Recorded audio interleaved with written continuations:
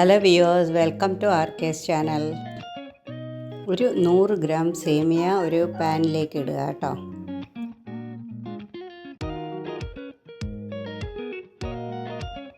അതിലേക്ക് ഒരു 1/2 കപ്പ് വെള്ളം ഒഴിക്കുക. വെള്ളം ഒഴിച്ചിട്ട് അതിനെ നന്നായിട്ടൊന്ന് ബോയിൽ ചെയ്യുക കേട്ടോ. ബോയിൽ ചെയ്തിട്ട് അത് വെന്ത് വരുമ്പോൾ അതിനെ ഒന്ന് ആറാൻ വയ്ക്കുക കേട്ടോ.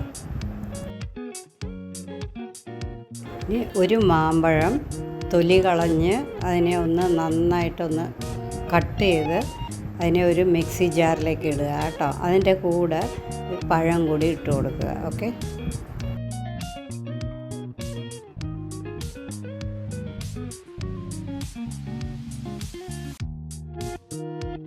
ഒരു പാത്രത്തിലേക്ക് 4 സ്പൂൺ ചിയാവത്ത് എടുത്തിട്ട് അതിനെ വന്നിട്ട് ഒരു 1/2 കപ്പ് വെള്ളം ഒഴിച്ചിട്ട് അതിനെ നന്നായിട്ടൊന്ന് മിക്സ് ചെയ്തിട്ട് അതിനെ ഒന്ന് കുതിരാൻ വയ്ക്കുക കേട്ടോ.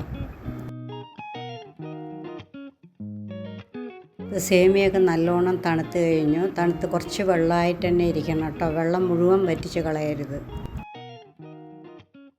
100 ഗ്രാം സാഗോ സീഡ്സ് എടുത്തിട്ട് കുതിർത്തി അതിനെ ഒന്ന് വേവിക്കാൻ വയ്ക്കുക കേട്ടോ.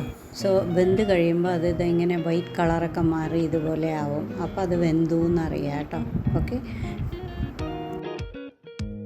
ഒരു പാത്രത്തിലേക്ക് കുറച്ച് അണ്ടിപ്പരിപ്പ്, മുന്തിരി എല്ലാം ഇട്ട് അതിനെ ഒന്ന് കുതിർത്തി വയ്ക്കുക കേട്ടോ.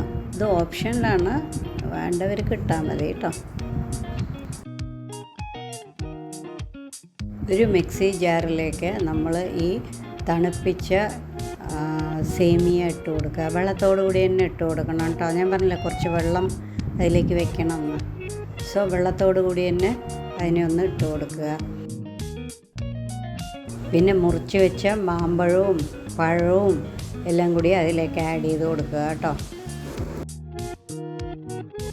പിന്നെ നമ്മൾ കുതിർത്തി വെച്ചിരിക്കുന്ന കാഷ്യൂനട്ട്, മുന്തിരിപ്പരിപ്പ് വെള്ളം കളഞ്ഞിട്ട് അതിനെയും കൂടി മിക്സി ജാറിലേക്ക് ഇട്ട് കൊടുക്കുക കേട്ടോ. എന്നിട്ട് എല്ലാം കൂടി ഒന്ന് നന്നായിട്ട് അരച്ച് പേസ്റ്റാക്കുക കേട്ടോ.